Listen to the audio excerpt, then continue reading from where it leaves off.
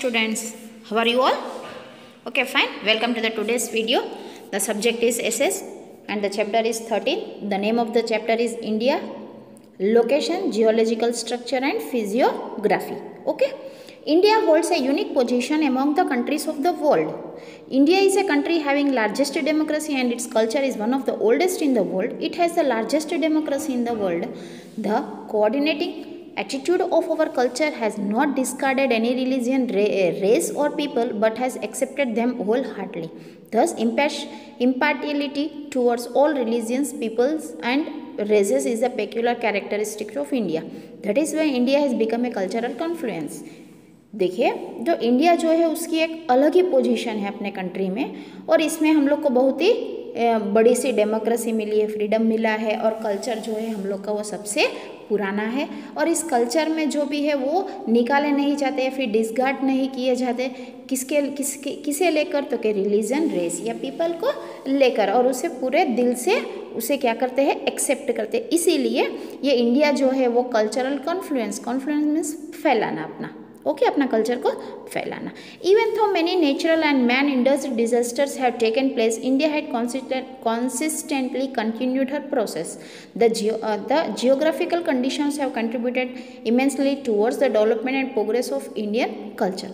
तो यहाँ बहुत सारे डिजास्टर्स जो है वो यहाँ ले चुके हैं, लेकिन जो इंडिया है वो अपनी प्रोग्रेस करना कभी बंद नहीं किया, वो कंटिन्यू ही रहा। और जो ये जियोग्राफिकल जो कंडीशंस है वो भी हम लोग को किसकी तरफ खींच ले आती है, डेवलपमेंट और प्रोसेस की ओर, वो है अपना Indian culture. So now we will see India location, size and area. Geographically India lies in the northern hemisphere. देखो बच्चों, हम लोग का जो इंडिया है वह कौन से हेमिस्फीयर में आता है? Northern hemisphere. It extends up to the southern part of the Asian continent. वो कहाँ तक फैलाता है? एशियन कॉन्टिनेंट तक। The span of the main land of India extends from 8 Celsius to 37 degrees Celsius north latitudes and from 68.7 to 97 east longitudes. ये जो है उनके लॉन्गिट्यूड्स है, लैटिट्यूड्स जो है वो नॉर्थ और साउथ में है। और देखा जाए तो साउथ जो है नॉर्थ और ईस्ट में, कहाँ देखा जाता है? नॉर्थ और ईस्ट में। The tropic of cancer which is located at 27 degree celsius north latitude and divides the country into 2 parts.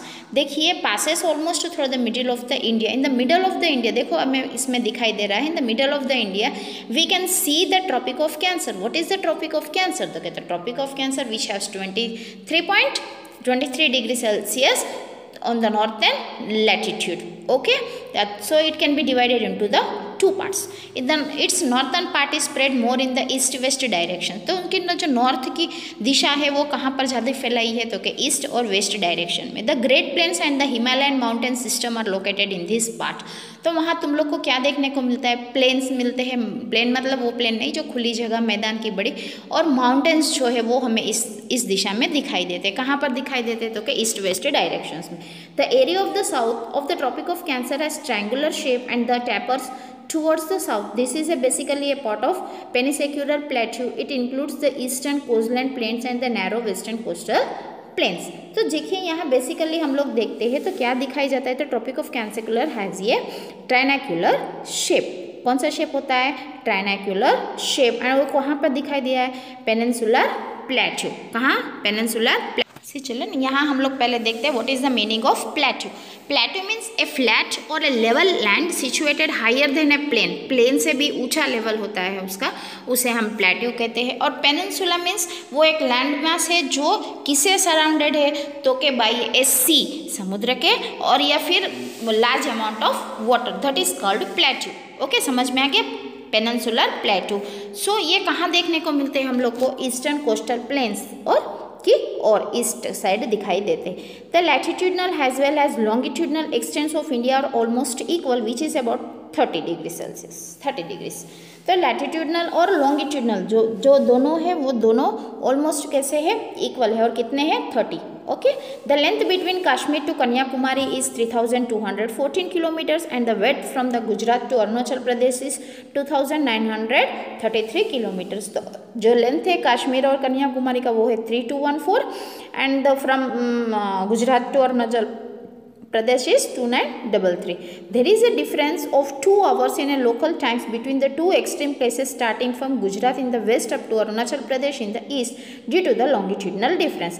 तो यहाँ पर जो है वो क्या है, लोकल टाइमिंग्स देखा जाए तो 2 घंटा जो है वो दोनों के में डिफरेंसेस है in the west up to the Arunachal Pradesh, और ईस्ट जो है वो कहाँ पर आता है, गुजरात. ओके, सो वाई, ये क्यों है, तो due to the longitudinal differences. Okay, when it is sunrise in Arunachal Pradesh it is still night in Gujarat. जब गुजरात में सनराइज जो है वो आ जाता है, लेकिन गुजरात में भी क्या होता है, अभी रात ही रहती है. The standard meridian of India is 8230 east longitude. It passes 5 states its local time is accepted as the standard time of India. तो कितनी देर ये दूरी पर है, और इसमें यहाँ से वहाँ उसे पास करने के लिए कितने आवर्स कितने स्टेट्स के ओर जाता है, 5 स्टेट्स के पास जाता है. उसके बाद जो लोकल टाइम है वो इंडिया के द्वारा, इंडिया क्या करती है, उसे एक्सेप्ट करती है और उसे हम कहते हैं स्टैंडर्ड टाइम. ओके चिल्ड्रन, यहाँ तक समझ में आ गया आप लोग को. ये है आपका लोकेशन, जहाँ की इंडिया कहाँ लोकेशन है, उसका साइज कितना है और उसका एरिया कितना है. What is mean by tropic of cancer, तो के the latitude situated at 23 Celsius 30 to the north of the equator is called tropic of cancer. तो पेनिनसुला मैंने बोला था is the land mass which is surrounded by sea, और a large water mass on its 3 sides. तीनों side में बहुत ज़्यादा पानी होता है या फिर समुद्र होता है, ठीक है, उसे हम कहते हैं पेनिनसुला. और प्लेट्यू मतलब है फ्लैट और a level land situated higher than a plain. किसे हायर देन ए प्लेन, उसे हम कहते हैं plateau. Okay children, this is about the Indian location, size and area of our India. Okay, now next, see the total area of the India. The total area of the India, हम लोग का total area कितना है, तो कि 32.8 lakh square kilometres. कितना है, 32.8 lakh square kilometres. And जो इंडिया का नंबर है वो वर्ल्ड में एरिया वाइज में कितना आता है, 7th रैंक. कौन सा रैंक आता है, 7th rank. Other 6 countries larger than India, जो इंडिया से बड़े कंट्रीज है वो है Russia, Canada, USA, China, Brazil and Australia. Okay childrens, now the land area of the India lies in South Asia. तो हम लोग का जो लैंड एरिया है वो कहाँ लाइज, मतलब क्यों हो रहा है, तो कि South Asia. In the north lofty mountain ranges are spread over the hundreds of kilometres from west to east directions. लेकिन नॉर्थ साइड हम लोग जहाँ देखते हैं तो वहाँ पर हम लोग को क्या दिखाई देते हैं, माउंटेन्स दिखाई देते हैं, ठीक है. और वो कहाँ तक फैले हुए हैं, तो कि hundreds of kilometres. Okay, from west to west से लेकर ईस्ट तक. Okay, that is why the communicating with Tibet and China is possible only through passes located at high altitude.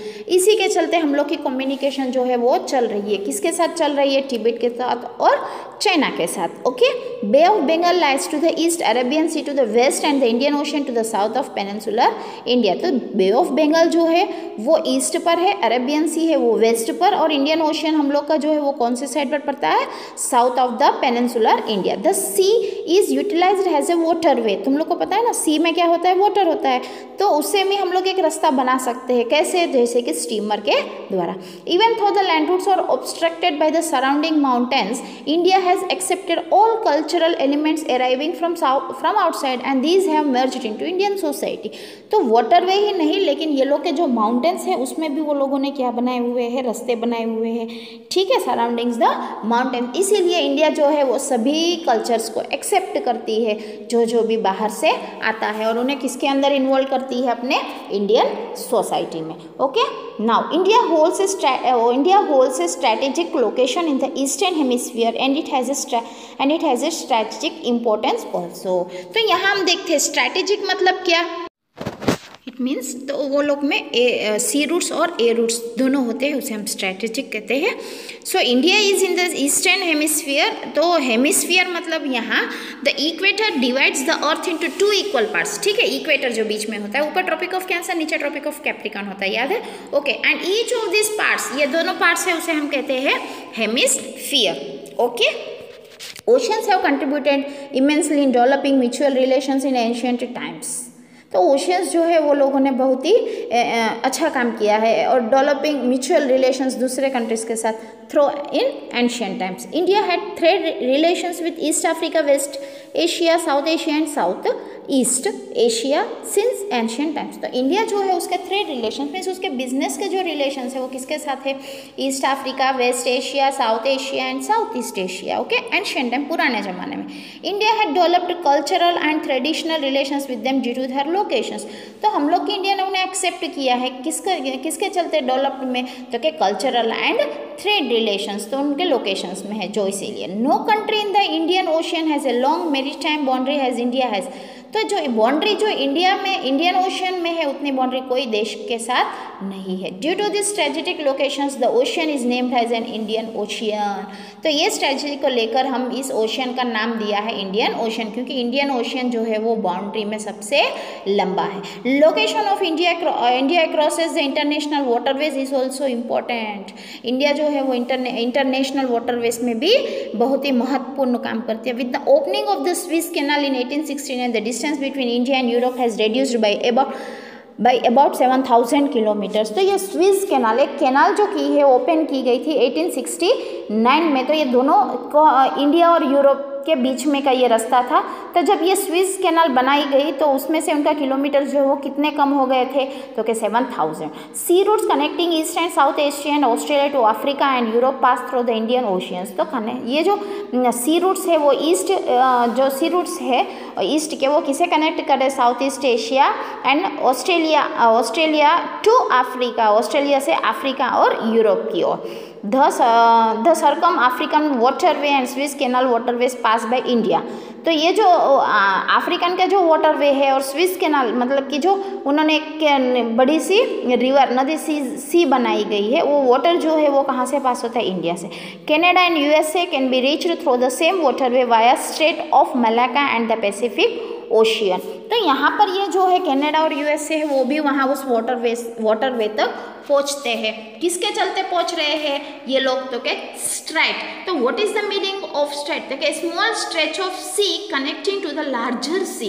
एक छोटा सा समुद्र जो बड़े समुद्र की ओर जोड़ता है उसे हम कहते हैं straight. Okay, of Malacca and the Pacific ocean. वहाँ से एक छोटा सा समुद्र निकले, उसके चलते वो लोग क्या कर रहे हैं, उसे लार्ज सी के साथ कनेक्ट कर रहे हैं, उसे हम कहते हैं strait. India had contacts with many countries since many centuries. तो इंडिया के कॉन्टैक्ट्स है वो बहुत ही कंट्रीज के साथ है और बहुत सारे सेंचुरीज के पहले। Goods and ideas are been exchange in ancient times. तो हम लोग उनके साथ गुड्स मतलब कि जो व्यापार करते थे उसका जो सामग्री होती है उसे और आइडियाज़ को हम लोग एक दूसरे से एक्सचेंज करते हैं। Similarly concepts of Upanishad, stories of Ramayanam and Panchatantra, therapeutic methods, Indian numerical figures and decimal system etc. could reach many parts of the world. India has an important location in South Asia.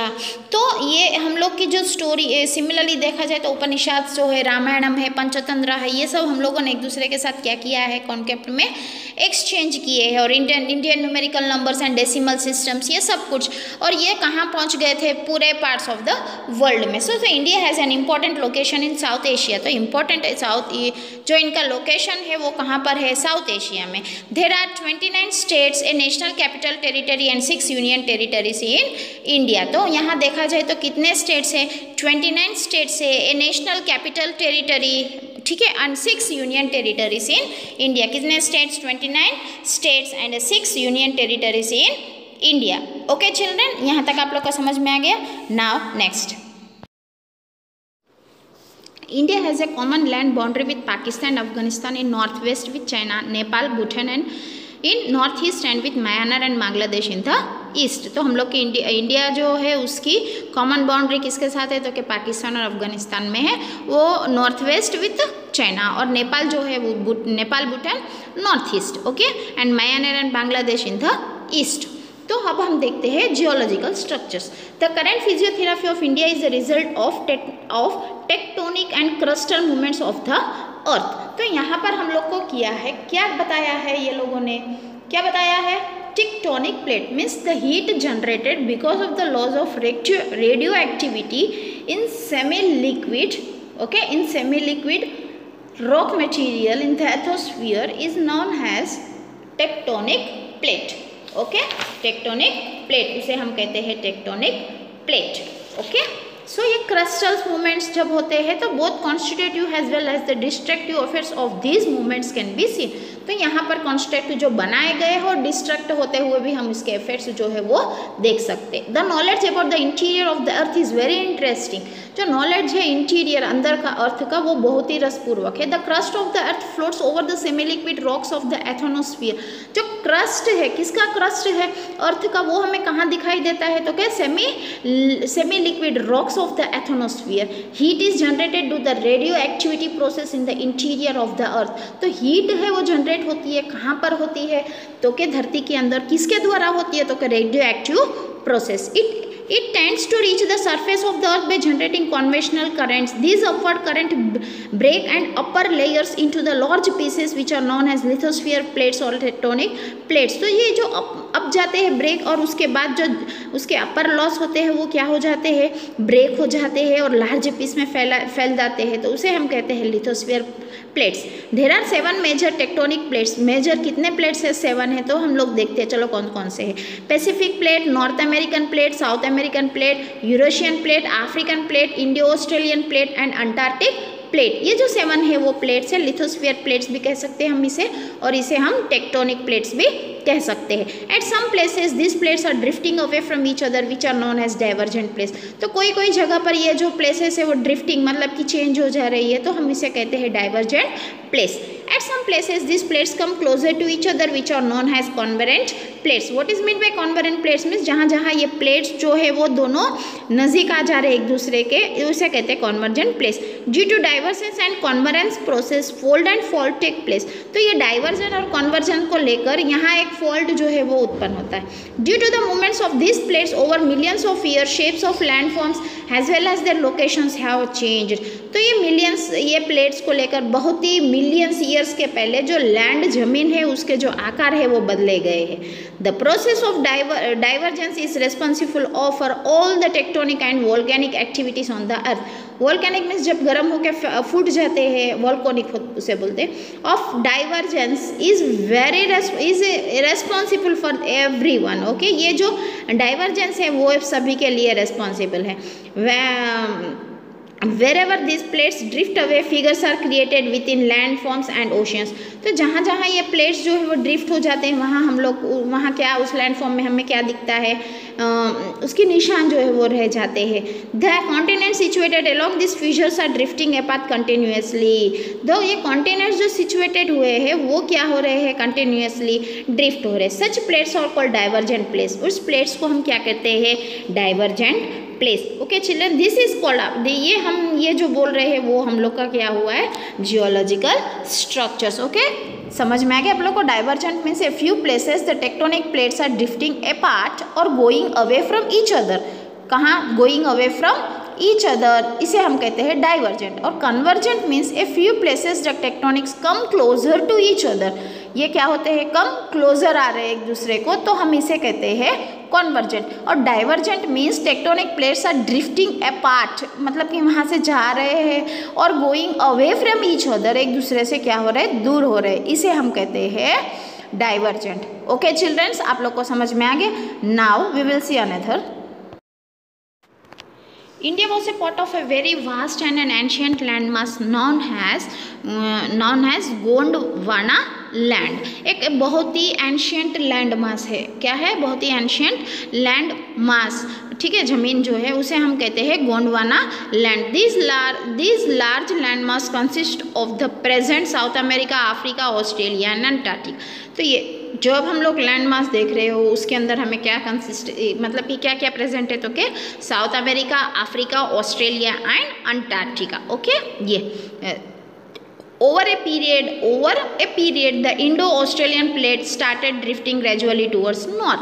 तो Indo Australian जो हम लोगों ने अभी कहा था 7 plates है, तो इसमें से ये जो इंडो ऑस्ट्रेलियन प्लेट है वो धीरे धीरे से क्या हो रहा था, ड्रिफ्टिंग मतलब क्या है कि एक दूसरे से दोनों क्या हो रहे थे, अलग पड़ रहे थे। और वो कहाँ आकर पहुँचा, तो के towards north. It is so believed that this plate collided with the large Eurasian plate before about 5 crore years. तो ये माना जाता है कि ये प्लेट जो है वो किसके साथ अटैक हुआ था, तो के लार्ज यूरेशियन प्लेट के साथ। और कब हुआ था, तो के 5 करोड़ ईयर्स के पहले। Due to the collision between Indo Austrian plate and the Eurasian plate, the Himalayan mountain system emerged out of the Tethys sea. जब ये दोनों क्या हुए थे, कोलिजन हुए थे दोनों में, तब जाके ये हिमालय माउंटेन्स के अंदर क्या हुए, एमर्ज हो गए थे, ये लोग मिल गए थे। A large valley was formed due to the south of the Himalaya system, wherein alluvial sediments were deposited by the rivers flowing from north and south of it। तो ये large valleys जो है वो फॉर्म हुई किस तरह, कहाँ हुई थी, तो के south of the Himalaya system. और ये किसके अंदर बहने लगी थी, नदियों में। कहाँ से कहाँ तक, तो के north and south. Thus the Ganga plain between Himalayas and the southern peninsula was formed। तो यहाँ क्या हुआ, हिमालयस और पेनिनसुला के बीच में एक गंगा प्लेन जो है वो फॉर्म हुआ। A huge volcanic eruption took place in the northwest of the peninsular plateau, as a result of which the western portion of the plateau was disintegrated and was submerged। This lead to the formation of Arabian sea. तो ये huge volcanic eruptions जो हुआ north west में, तो प्लेटू तो has a result peninsular प्लेटू जो है वो वेस्टर्न पोर्शन में डिसइंटीग्रेट मतलब मिल गया, और वो क्या हो गया, उसमें सबमर्ज उसके साथ जाकर मिल गया। तो ये हम इसे चलते हम लोग को क्या मिला, अरबियन सी। क्या फॉर्मेशन हुआ, Arabian. Due to the submergence the western Ghats became more distant.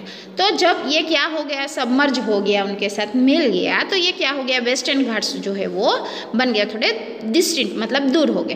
दस a large diversity is seen in the Indian सब कॉन्टिनेंट। तो लार्ज डाइवर्सिटी देखी जाती है क्योंकि यहाँ पर बहुत सारे दूसरे रिलीजन्स है जो वो रहते हैं, ठीक है।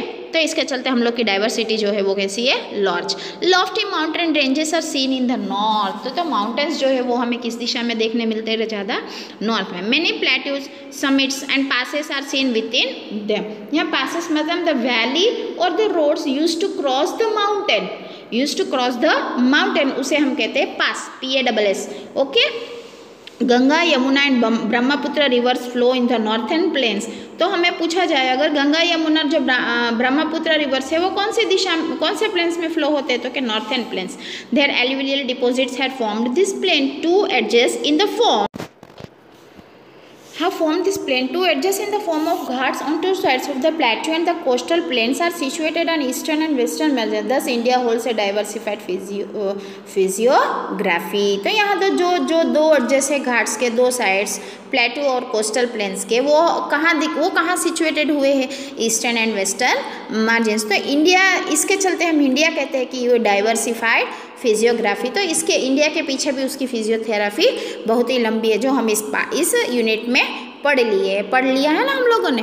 ओके पढ़ लिया ना हम लोगों ने। एक बार आप भी अपनी टेक्स्ट बुक ओपन कीजिएगा और चैप्टर पढ़ लीजिएगा। Okay, here we are completing our chapters. Okay childrens, घर पर रहिएगा, सुरक्षित रहिएगा।